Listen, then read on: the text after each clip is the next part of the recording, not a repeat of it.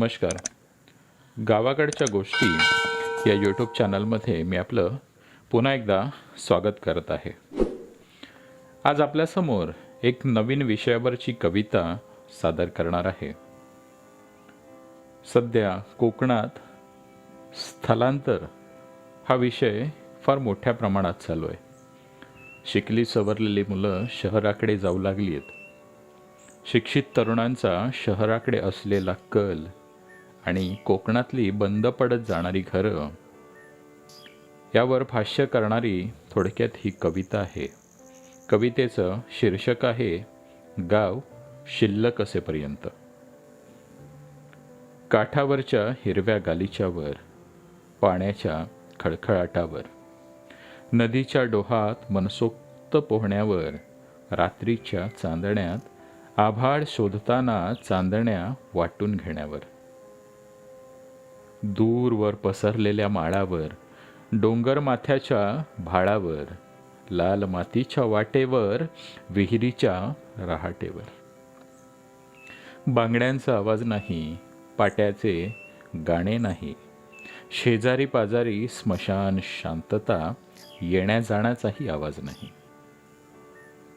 गावात गावकी नाही, घरात भावकी नाही, सणावाराला येण्यावरून, कार्यक्रमाच्या तारखेवरून हल्ली वाद होतच नाहीत गावात.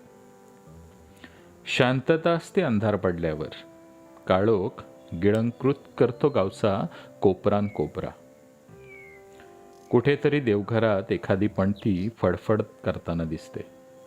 कुठेतरी देवघरात एखादी पणती फडफड करताना दिसते. बस तेवढीच काय ती वस्ती उरली गावात. शिकली सवरलेली पोरं शहरात गेलीत म्हणे. शिकली सवरलेली पोरं शहरात गेलीत म्हणे. तक्रार नाही, बंड नाही, अबोला नाही, गावसुद्धा हल्ली शहाणं झालंय म्हणे. कधीतरी शहराचा फोन येतो गावाला, कधीतरी शहराचा फोन येतो गावाला. गावसुद्धा आपली खुशाली सांगत असतं त्याला. बंद पडलेली घरं, ओसाडउजाड शेती, निपचित पडलेले रस्ते, अर्ध्या मुर्ध्या भिंती. बंद पडलेली घरं, ओसाडउजाड शेती, निपचित पडलेले रस्ते, अर्ध्या मुर्ध्या भिंती.